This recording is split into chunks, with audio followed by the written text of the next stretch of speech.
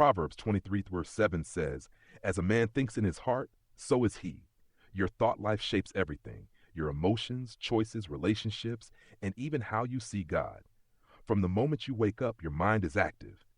But the real question is, what are you thinking? Are your thoughts building your faith or draining your peace? All of us battle quiet lies. You're not enough. God has forgotten you. Nothing will change. If we're not careful, these thoughts take root and shape who we become. But God never intended for us to live captive to fear, shame, or worry. Colossians 3:2 tells us, "Set your minds on things above." That means be intentional. Choose what you allow to stay in your mind. Through Christ, you can choose truth over fear and God's promises over discouragement. Your thought life is spiritual. 2 Corinthians 10:5 says we have divine power to take every thought captive. When the enemy speaks lies, God speaks truth. You are wonderfully made. I am with you. You are free. So ask yourself, are my thoughts drawing me closer to God or pulling me away? Feed your faith. Starve your fear. Let your mind become a place where God's peace lives.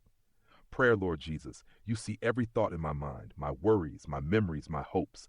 I surrender my thought life to you. Renew my patterns. Break every lie and replace confusion with your truth. Help me take every thought captive and make it obedient to you. I give you my overthinking and my need for control. Fill my mind with your peace. In your mighty name, amen. If you have been blessed through this humble devotion, please click the like and subscribe button to receive fresh daily inspirations from us. Also, share this with your friends and loved ones to keep the blessings flowing.